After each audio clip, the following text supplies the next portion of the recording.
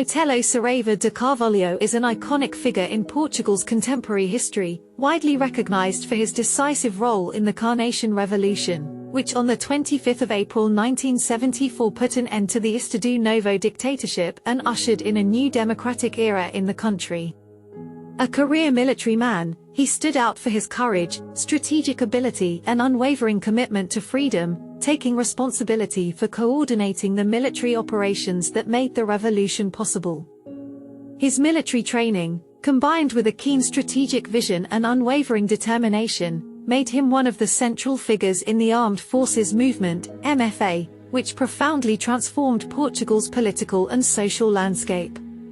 Visionary and progressive, Otelo became a symbol of the fight for social justice and the ideals of a fairer and more democratic future for the Portuguese people, establishing himself as one of the great national heroes. He was born on August 31, 1936 in Lourenço Marques, now Maputo, Mozambique, a territory then under Portuguese colonial rule. The son of a middle-class family, he grew up in an environment shaped by the dynamics of Portuguese colonialism. From an early age, he showed an ambitious and determined personality, characteristics that led him to enter the military academy in Lisbon in 1955. During his training, Otelo stood out for his discipline, leadership skills and interest in military strategy, factors that earned him the respect of his superiors and comrades. He was promoted throughout his career, taking on various roles in the armed forces. The 1960s were decisive for his political and military training. Sent to fight in the colonial war, he served in Angola and Guinea-Bissau, where he witnessed firsthand the devastating consequences of the conflict for both the soldiers and the local populations. These experiences molded his critical view of the regime's colonialist policy and the protracted war, which he considered unsustainable. From this experience, Otelo began to liaise with other officers who were unhappy with the country's political situation, planting the seeds of what would later become the Armed Forces Movement, MFA. This group, made up of officers of different ranks, shared the common goal of overthrowing the dictatorship and ending the colonial war. Otelo played a central role in the organization and execution of the Carnation Revolution, being appointed operational coordinator of the military actions. His strategic vision and leadership skills were crucial to the success of the operation. The carefully devised plan consisted of seizing key points in the country, neutralizing the forces loyal to the regime and forcing Marcelo Caetano's government to surrender. In the early hours of April 25, 1974, the forces commanded by Otelo executed the plan with precision. Lisbon was quickly taken and the revolution received massive popular support. The image of the soldiers with carnations on the barrels of their rifles became the symbol of a peaceful transition to democracy, celebrated nationally and internationally. After the revolution, Otelo became a central figure in the troubled period of the ongoing revolutionary process, PREC, between 1974 and 1976. He was appointed commander of the Lisbon military region, a highly responsible position at a time of great political and social instability.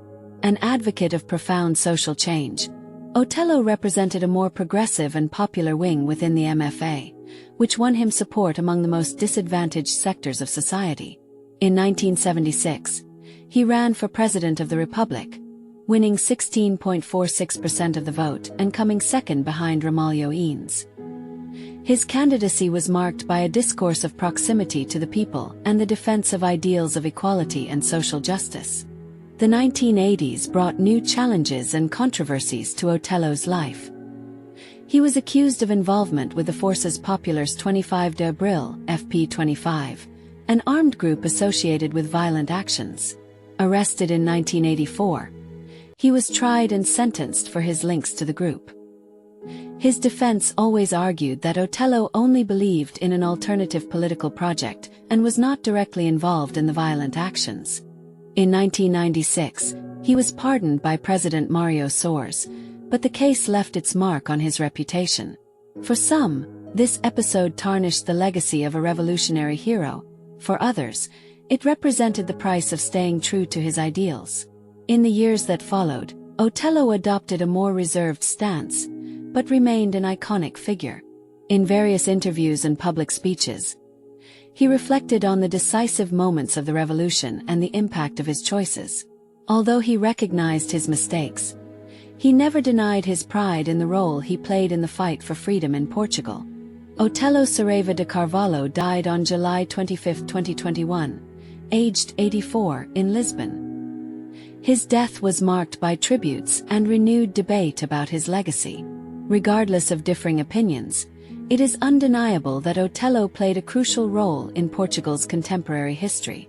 Otelo Saraiva de Carvalho, who led Portugal's Carnation Revolution in 1974 against the authoritarian Estado Novo, has died at the age of 84 at the military hospital in Lisbon. President Marcelo Rebelo de Sousa highlighted what he called the capital importance of Otelo Saraiva de Carvalho, evoking him as the top protagonist at a decisive moment in Portuguese contemporary history.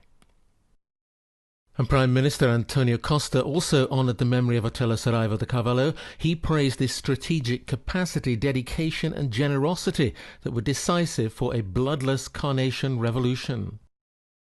At dawn on the 25th of April 1974, under the codename Oscar, Carvalho directed the coup against Novo and brought about major social and political changes, including the Portuguese transition to democracy and the end of the Portuguese colonial war. It unexpectedly grew into a huge popular civil resistance campaign. The event gained its nickname after demonstrators offered carnations to soldiers when people took to the streets to celebrate. Otelo Saraiva de Carvalho was more than a military man or strategist. He was a symbol of courage and the fight for an ideal of freedom.